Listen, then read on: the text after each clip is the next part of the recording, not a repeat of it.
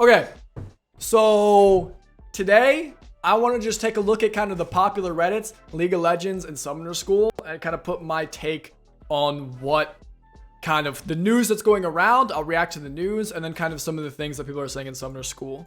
I oftentimes flame people for like staying on League of Legends or like staying on Reddit too much and spending more time like reading about the game than actually playing it, right? And something I've actually talked about in like my Gold Guru video. But I'm gonna go through it. I haven't been on a League subreddit for like a long time, so we're just gonna kind of come in here and kind of react to the things that are hot. Udyr has dealt 4,000 damage to me in this clip. I don't think it's good for the game. All right, let's watch this clip. The quality is very low, which is unlucky, but. So it's Prowler's Claw Udyr.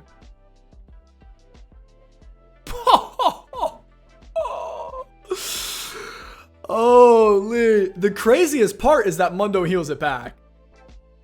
That's the craziest part.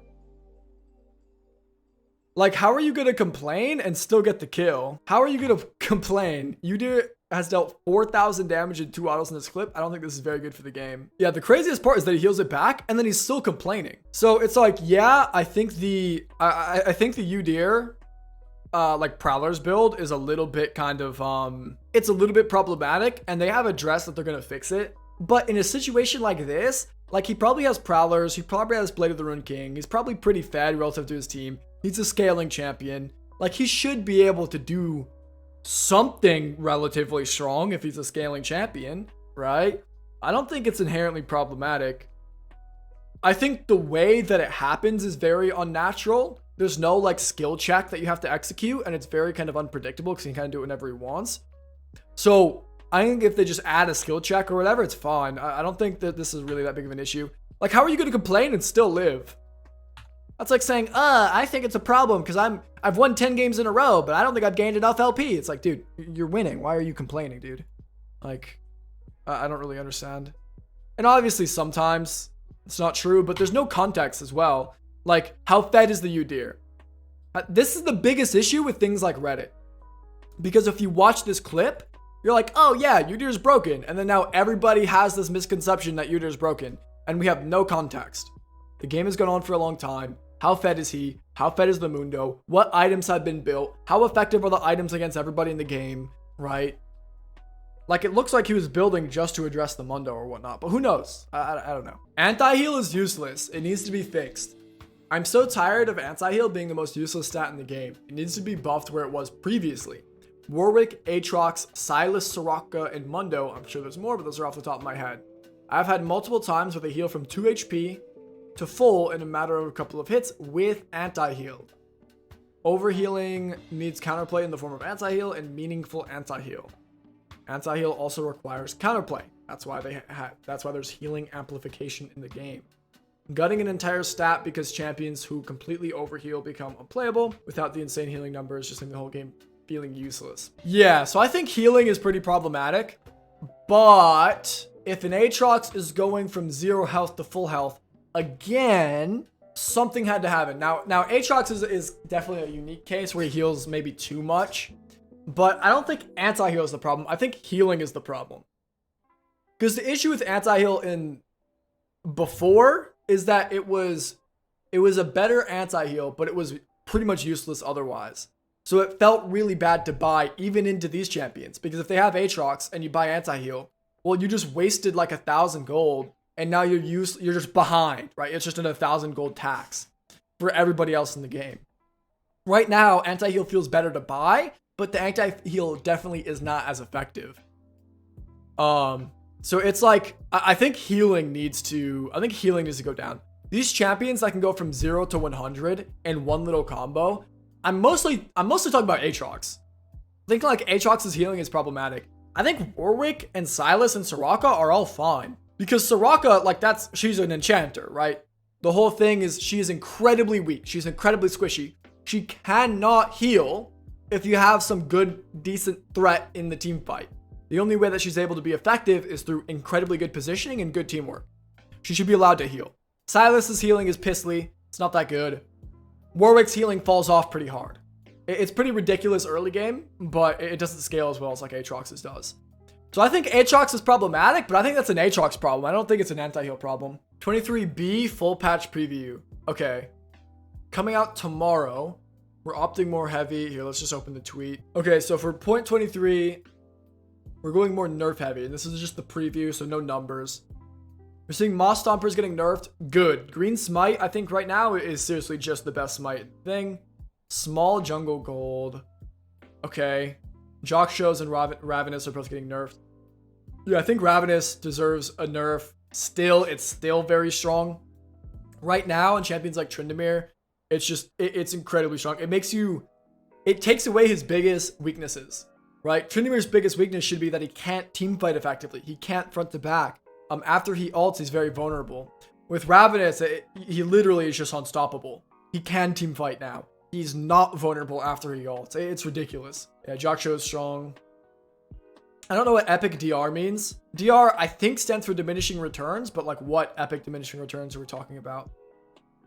Yeah, Moss Stomper's in here twice, which is funny. Udir's getting adjusted, probably, so he doesn't do 4,000 damage in 2 auto attacks. They're probably going to shift power away from Prowlers. Epic DR is the jungle passive. Interesting. Okay, so Lux is getting a buff. Awesome. I actually have a Lux client that was talking about... I have a Lux client that was talking about how he didn't feel good about his champion because she's really bad win rate in Diamond and Masters right now. He's a Diamond Lux player, so he'll be happy to see that. Mila's getting nerfed, thank goodness. Mordekaiser, wait, yeah, more jungles getting nerfed. Hecarim and Lilia, all of the AoE junglers are clearing too fast right now. Mordekaiser, Hecarim, Lilia. Zed's getting a nerf. I am so grateful for that. I feel like Zed is very hard to play against right now. Rammus is getting nerfed. I never see Rammus. Mundo's getting nerfed. Janna. Okay, interesting. So I don't think it's going to shake things up too much. The Ravenous getting nerfed is pretty good. Hecarim and Zed nerfs, true. How many retweets to rework LeBlanc? Alright, I mean, it's just a small little patch, just kind of whatever. Oh, the YouTube changes are already up. Yeah, they're nerfing his Q, and they're buffing everything else, so they're not letting people go Prowler's Q build one shot anymore. How do I deal with a fed enemy? The real answer is don't get fed. Like don't let them get fed. Like, let's say, for example, the enemy team's Kayn is really fed, has an early form, and I, as a top laner, can't really 1v1 him anymore, so he's so ahead. What should you do? Play slow, play patiently. This is like, I hate this question, and this is the kind of thing that you see on like summer school all the time. The question is, my teammates suck. How do I deal with that? And it's like, look, sometimes you're going to lose because your teammates suck. Sometimes the enemy is going to be really fed, and there's not a really clean solution, right? If the enemy Kayn is 3-0 and he got form and it's 10 minutes, there's not a good solution. You just have to lose pressure, right? But what matters is how ahead are you when Kayn is 3-0? Because if you're also 3-0, then you can do what he can do, and that should be your goal. Right? So first of all, why is he ahead? And you should have tried to not let him get ahead, or you should have played around it. Second of all, why are you not also that ahead? Third of all, you just have to respect him in the moment. Right? In the moment, you have to acknowledge that, you know, you should have done something better, but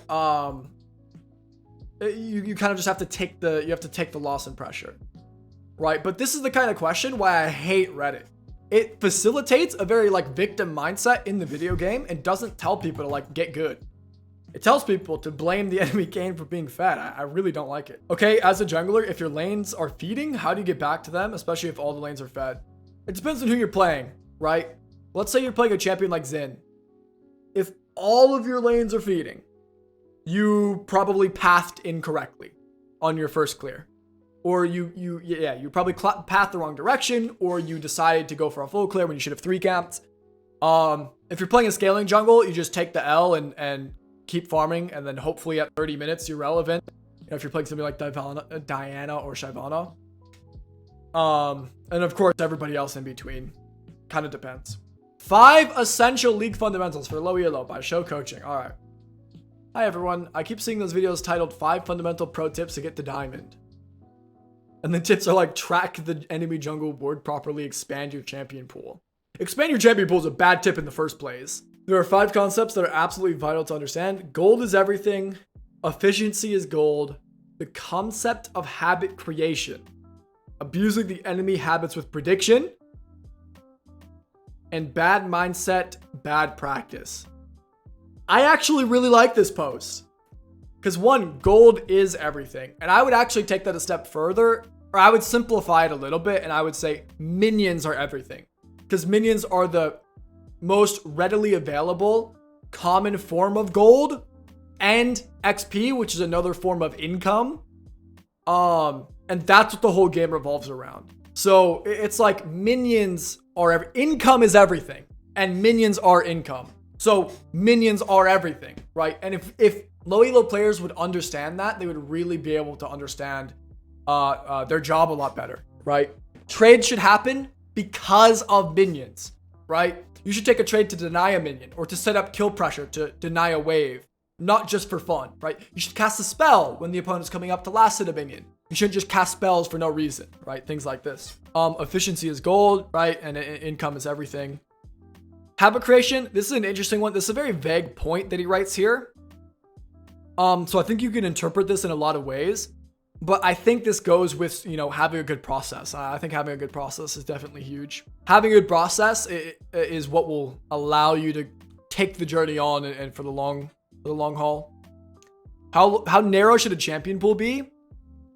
There's different philosophies. My philosophy is that 3 is the sweet spot. I think anything more than 3, I think anything more than 5 is unacceptable. I think anything more than 3 is hard. But there's some one trick fanatics. There's some bigger champion pool fanatics. There's some different philosophies. Pretty much everybody says nothing more than 5 though.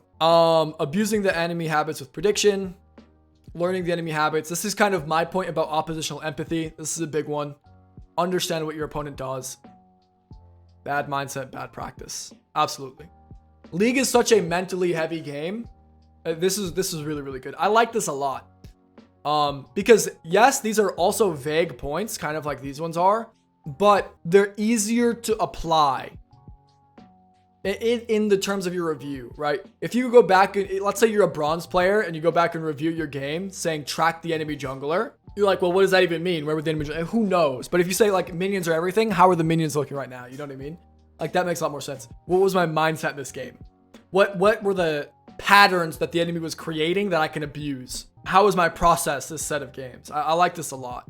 No, the thing is warding. So OP says proper warding is not low elo fundamental, but you seem to be saying, yes, it is a low elo fundamental. Yeah, it's because this guy is wrong. Warding doesn't actually matter in low elo because what warding does is it buys you space that you can step into safely. But if you're not going to get punished for stepping into aggressive spots, then it doesn't even matter. You don't even need that vision. Vision isn't a team thing, right? This kind of person is why I'm not a huge fan of Reddit, because this is the most upvoted comment. This post is good, but this comment I think is damaging. Warding is not valuable in low elo, right? That's why there's so many players who play Yasuo and Irelia that get hard stock plat 4. Because they don't have good vision. They don't have good respect of the enemy jungle. They don't have good respect of the support roam timers. But it doesn't matter because they 1v1 so well, they just get to platinum. And then they get really hard stuck platinum. Really hard stuck. Super common because vision doesn't matter. You start to put down vision to buy yourself space so that you can be more aggressive. And in low elo, you don't even know what space you need to step into. So it doesn't actually matter. Vision is fundamental to get diamond. Yeah, from platinum to diamond, absolutely. But below platinum, it's whatever. Why is Volibear slept on and is he a viable option for climbing? These posts, I just have this really gross reaction to. Yes, you can play Volibear. What's wrong with you? Of course you can. Champion pool doesn't even matter until you're at the very top of the ladder. Give me an account. I'll play Volibear up to diamond in less than 100 games, dude. Never played him before.